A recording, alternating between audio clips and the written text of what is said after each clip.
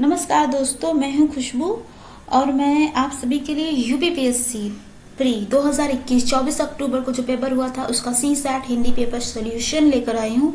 तो दोस्तों चलिए हम आज देखते हैं कि इसका आंसर क्या होना चाहिए था। तो आज का जो पहला प्रश्न है वो प्रश्न था कि सारणी 1 का सारणी 2 से सही मिलान कीजिए, कूट से सही विकल्प का चयन कीजिए। तो अल्प विराम जो पूछा है आपका, अल्प विराम का देखिए आंसर ए का 3 हो जाएगा, कोष्टक का हो जाएगा आपका बी का 4, सी संक्षेप सूचक जो है वो सी का 2 और ये जो डी योजक है वो आपका 1।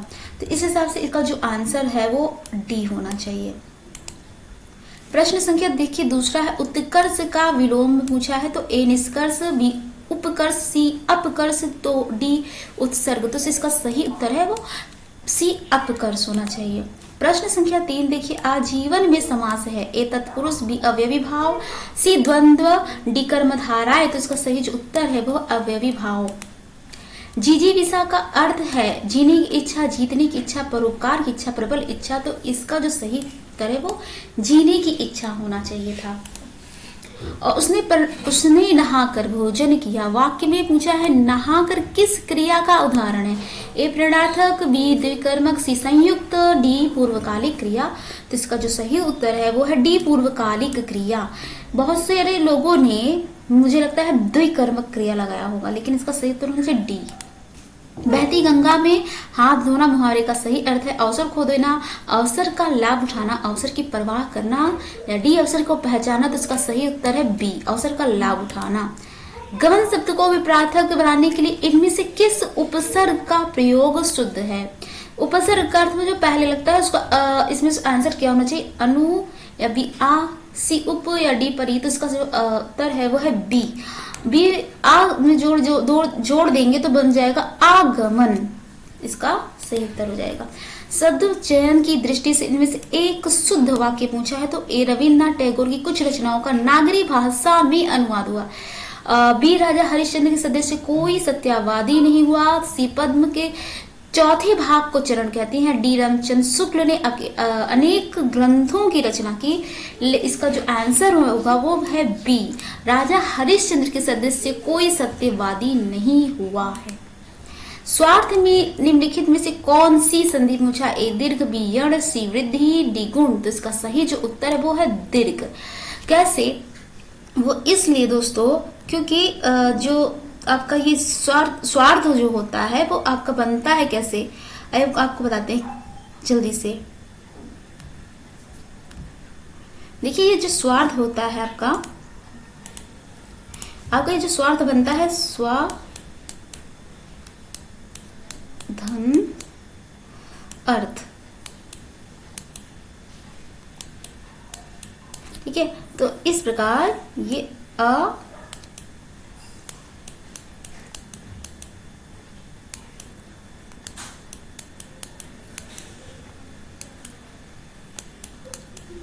ये होगा। तो इसका इसलिए इसका आंसर हो जाएगा दीर्घ। ये दीर्घ संधि है। आइए नेक्स्ट क्वेश्चन तरफ देखते हैं कौन सा है। पूछा है महत्वपूर्ण कृति कृष्णायन उत्तर प्रदेश की बोलियों में किस बोली में लिखी गई है। इसका आंसर तो मुझे लगता है बहुत सारे लोगों ने गलत किया होगा जरूर। तो आइए हम इसके आंसर जानते हैं क्या होना चाहिए। इसका आंसर ए खड़ी बोली में या बी अवधी बोली में, सी ब्रज बोली में या बघेली बोली में। तो आपको मैं बता दूं इसका जो सही उत्तर है वो है अवधी बोली में। और कृष्णायन जो है इसके जो रचयिता है वो द्वारिका प्रसाद मिश्र जी हैं। तो हो सकता है बहुत सारे लोगों को लगा कि कृष्णायन है कृष्ण जी के है तो ब्रज बोली में लगा कर आए होंगे, लेकिन नहीं, अवधी बोली इसका सही आंसर है।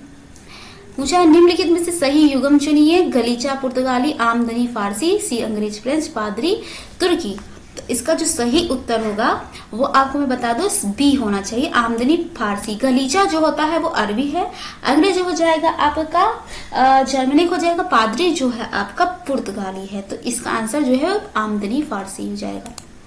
अज का अर्थ नहीं है जिसका जन्म ना हो, दशरथ के पिता, मोती, ब्रह्मा, विष्णु, शिव। तो जिसका सही उत्तर है वो है मोती। अज का अर्थ नहीं है, बाकी सभी का है। कि निम्नलिखित में देवता का पर्यायवाची शब्द पूछा है, तो इसमें बहुत सारे लोगों का गलत होगा, मुझे लगता है ऐसा।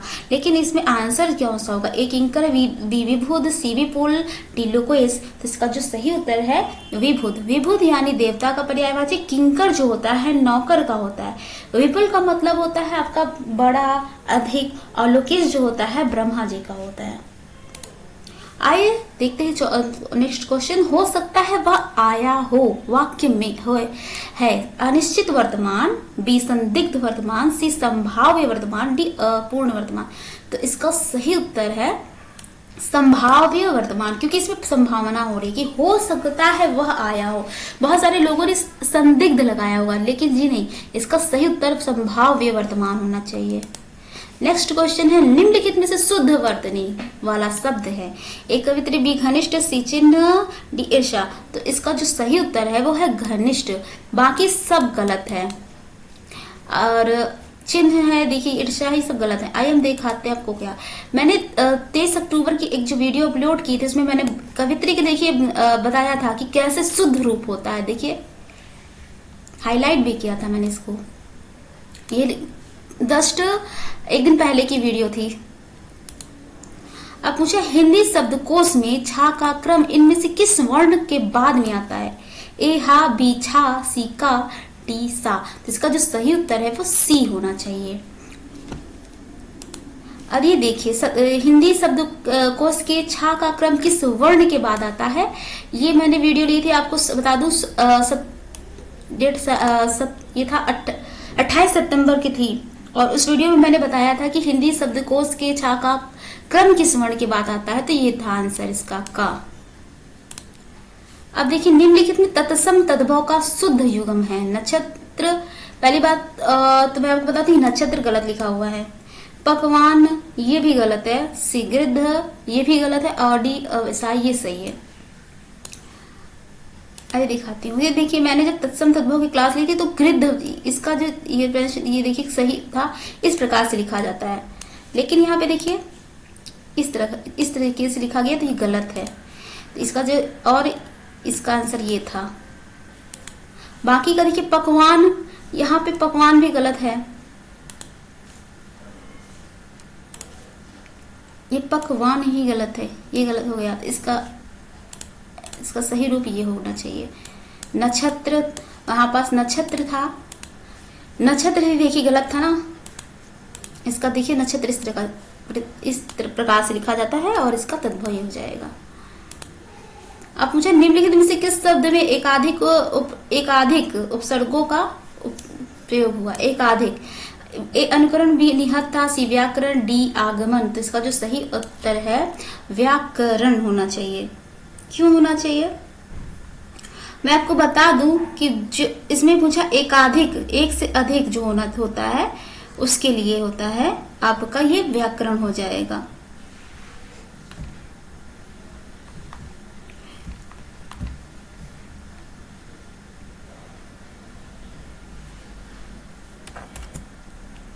अब यहां से देखिए आपका प्रश्न संख्या 1923 के लिए अधोलिखित गद्यांश को ध्यान से पढ़िए तथा प्रश्न संख्या 1923 के उत्तर के इस गद्यांश के आधार पर दीजिए। प्रकृति ने मानव जीवन को बहुत सरल बनाया है, किंतु आज का मानव अपने जीवन काल में ही पूरी दुनिया की सुख समृद्धि बटोर लेने के प्रयास में उसको जटिल बनाता जा रहा है। इस जटिलता के कारण संसार में धनी निर्धन, सत्ताधीश सत्ताच्युत, संतान वान निसंतान सभी सुख शांति की चाह तो रखते हैं, किंतु राह पकड़ते हैं आह भरने की मरुमरीचिका के मैदान में जल की धधकती आग में शीतलता की चाह रखते हैं। विद्वानों का विचार है कि संसार में सुख का मार्ग आत्म संयम है, किंतु मानव इस मार्ग को भूलकर सांसारिक पदार्थों में इंद्रिय विषयों की प्राप्ति आनंद ढूंढ रहा है, परिणामतः दुख के सागर में डूबता जा रहा। आत्म संयम का मार्ग अपने में बहुत स्पष्ट है, उसकी उपादेयता किसी भी काल में कम नहीं है। इंद्रिय विषयों का संयम ही आत्म संयम है। भौतिक पदार्थों के प्रति इंद्रियों का प्रबल आकर्षण मानवीय दुखों का मूल कारण माना गया है। उपभोक्तावादी संस्कृति के फैलाव से यह आकर्षण लीन से तीव्रतर होता जा रहा है, पर ऐसी स्थिति में याद रखना आवश्यक है, ये भौतिक पदार्थ सुख तो दे सकते हैं, आनंद नहीं। आनंद का निर्झर तो आत्म संयम से फूटता है। उसकी मिठास अनिर्वचनीय और अनुपम होती है। इस मिठास के सम्मुख धन संपत्ति सत्ता सौंदर्य का सुख सागर के खारे पानी जैसा लगने लगता है। तो आइए इसी के आधारित प्रश्नों को हम देखते हैं। पूछा है आत्म संयम का तात्पर्य है अपनी आत्मा पर नियंत्रण हो ही नहीं सकता है, अपनी भावनाओं का नियमन नहीं, अपने मन का वशीकरण नहीं, इंद्रियों के विषय के प्रति आकर्षण पर संयमन इसका सही उत्तर होगा। सत्ता च्युत का सही वर्तनी विश्लेषण क्या होगा? तो मैं आपको बता दूं कि इसमें से ए नहीं होगा, सी भी नहीं होगा, डी नहीं होगा, इसका आंसर जो होगा बी है इसका करेक्ट आंसर। आज का मानव जीवन को अधिक जटिल कैसे बना रहा है? सुख शांति की प्राप्ति के प्रयास में, अपना यश फैलाने के प्रयत्न में, संसार की सुख समृद्धि को बटोरने के प्रयत्न में, असीमित लालसाओं को पूरी करने की चाह में। तो आइए एक बार हम देखते हैं इस गद्यांश को। तो देखिए यहाँ से आप देख सकते हैं कि आज का मानव अपने जीवन काल में ही पूरी दुनिया की सुख समृद्धि बटोर लेने के प्रयास में उसको जटिल बनाता जा रहा था। तो इसके अनुसार आपका आंसर जो होगा संसार की सुख समृद्धि को बटोरने के प्रयत्न में। अब देखिए क्वेश्चन नंबर 22 है जो गद्यांश के अनुसार भौतिक पदार्थ है, सुख दे सकते हैं, आनंद दे सकते हैं, केवल आनंद दे सकते हैं ना, और सी ना सुख दे सकते हैं और ना आनंद, सुख दे सकते हैं किंतु आनंद नहीं। तो इसका आंसर डी होगा। कैसे? आइए यहां से देखिए, ऐसी स्थिति में याद रखना आवश्यक है कि ये भौतिक पदार्थ सुख तो दे सकते हैं, आनंद नहीं। तो इसका इस तरह से इसका आंसर डी होगा। देखिए प्रश्न संख्या 23 जो है भौतिक पदार्थों के प्रति इंद्रियों का प्रबल आकर्षण है। ए मानवीय करुणा का कारण, बी मानवीय सुखों का मूल कारण, सी अमानवीय कृत्यों का कारण, या डी मानवीय दुखों का मूल कारण। तो इसका जो आंसर है वो डी है, मानवीय दुखों का मूल कारण। ये देखिए भौतिक पदार्थों के प्रति इंद्रियों का प्रबल आकर्षण मानवीय दुखों का मूल कारण है। तो दोस्तों ये थे आप सभी के ये यूपीपीएससी के CSAT हिंदी का सॉल्यूशन। तो आप सभी को कैसा लगा जरूर बताइएगा। अब देखते हैं आयोग क्या आंसर मानता है। तो आगे की वीडियोस देखने के लिए दोस्तों मैथ्स यूट्यूब चैनल को सब्सक्राइब करना बिल्कुल ना भूले, बेल आइकॉन को दबाएं ताकि आपको आगे आने वाली सारी वीडियो की नोटिफिकेशन मिलती रहे। लाइक शेयर कमेंट करना बिल्कुल भी ना भूले। Thanks for watching. जय हिंद, जय भारत।